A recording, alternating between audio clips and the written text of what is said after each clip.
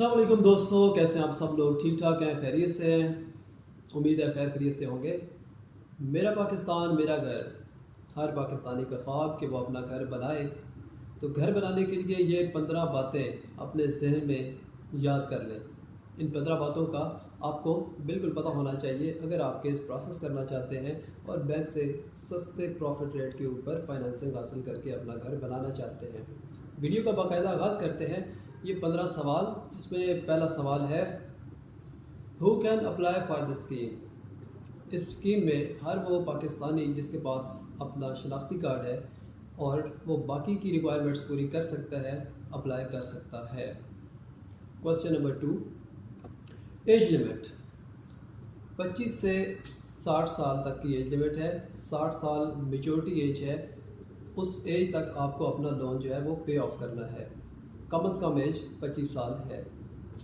Question number 3, ज़्यादातर आवाम आगे कहती है कि जी 35 लाख में हम लोग घर बना नहीं सकते हैं, या 50 लाख में 10 मरले का घर नहीं बनता है, तो ये किस एरिया में हम अप्लाई कर सकते हैं, वगैरह वगैरह। जवाब ये है कि आप पूरे पाकिस्तान में जो भी जगह तहसील से या डिस्ट्रिक्ट से अप्रूव है, रजिस्ट्री है, इंतकाल है, उस जगह पर अपना घर बना सकते हैं। ये स्पेसिफिक नहीं है कि आपने किसी बड़े शहर के अंदर घर बनाना है।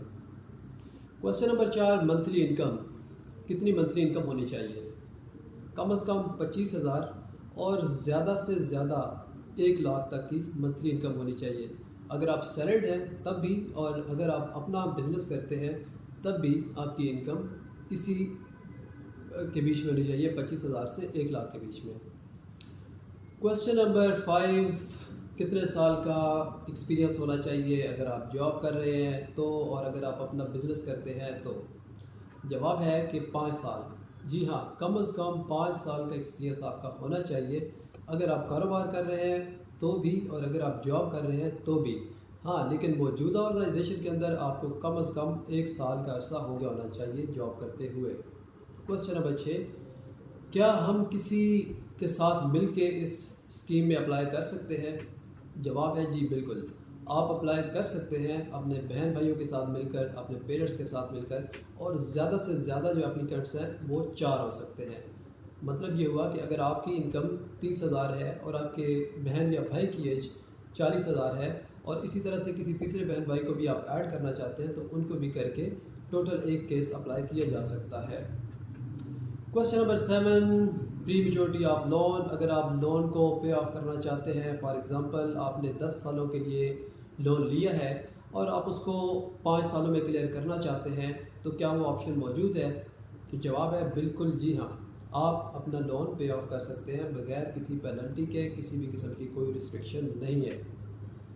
क्वेश्चन नंबर 8, कि हम लोग कितने साल तक के लिए कर्जा हासिल कर सकते हैं?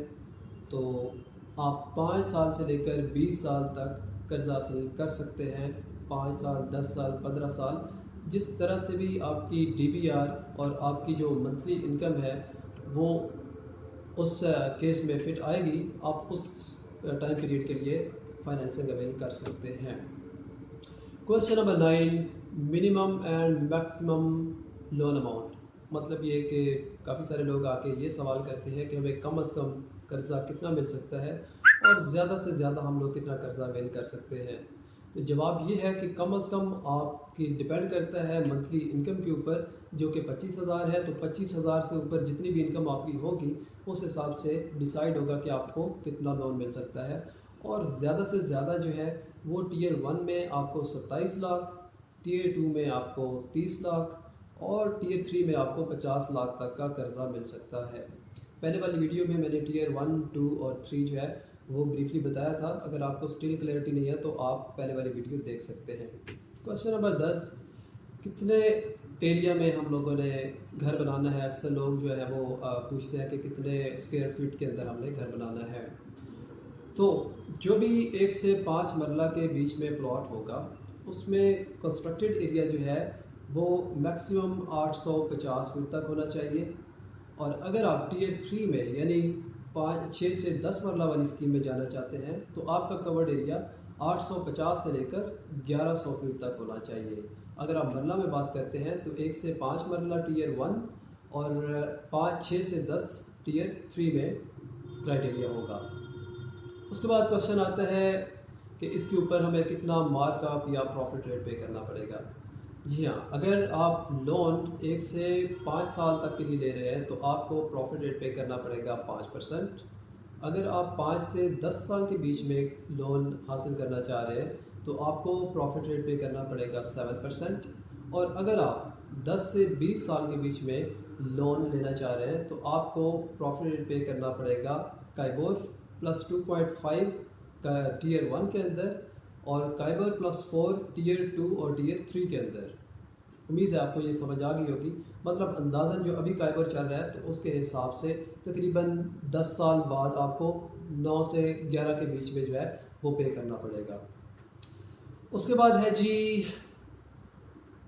न्यूली कंस्ट्रक्टेड होम के जी घर कितना पुराना होना चाहिए वगैरह वगैरह।